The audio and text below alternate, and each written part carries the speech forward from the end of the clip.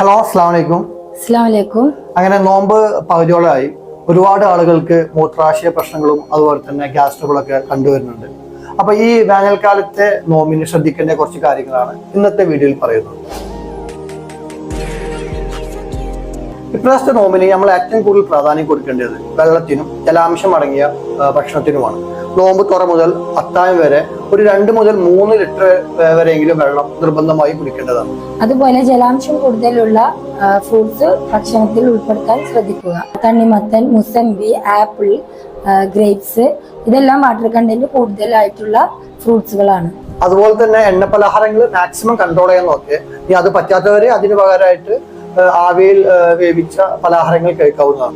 Fibre content അടങ്ങിയിട്ടുള്ള ഭക്ഷണം ഉൾപ്പെടുത്തുക. പച്ചക്കറി, സാലഡ്സ് ഒക്കെ ഉൾപ്പെടുത്തുന്നത് നല്ലതാണ്. അതുപോലെ തന്നെ ഒരുപാട് ആളുകൾ നോമ്പായി കഴിഞ്ഞാൽ വർക്കൗട്ട് ഒക്കെ കംപ്ലീറ്റ് ആയിട്ട് നിർത്താറുണ്ട്. അതിന്റെ ആവശ്യമൊന്നുമില്ല. നമുക്ക് ചെറിയ രീതിയിലുള്ള വർക്കൗട്ട് ഒക്കെ നല്ലത് തന്നെയാണ്. അത്താഴം നമ്മൾ നിർബന്ധമായിട്ട് കഴിക്കേണ്ടതാണ്. അതിൽ നമ്മൾ പ്രോട്ടീൻ ആൻഡ് ഫൈബർ കണ്ടന്റ് ഉള്ള ഫുഡുകൾ ഉൾപ്പെടുത്താൻ ശ്രമിക്കുക. ഓയിലി ഫുഡും സ്പൈസി ആയിട്ടുള്ള ഫുഡ് ഐറ്റംസും ഒഴിവാക്കേണ്ടതാണ്. അത്താഴ സമയത്ത് ഒരുപാട് വെള്ളം കുടിക്കാൻ ശ്രമിക്കുക. ഈ വെള്ളത്തിൽ ചിയാ സീഡ് മിക്സ് ചെയ്ത് കുടിക്കുന്നതും നല്ലതാണ്. ഈ കാര്യങ്ങളൊക്കെ ശ്രദ്ധിക്കുകയാണെങ്കിൽ urinary infection, constipation, gas trouble ഈ അസുഖങ്ങളൊക്കെ പൂർണ്ണമായും ഒഴിവാക്കാവുന്നതാണ്.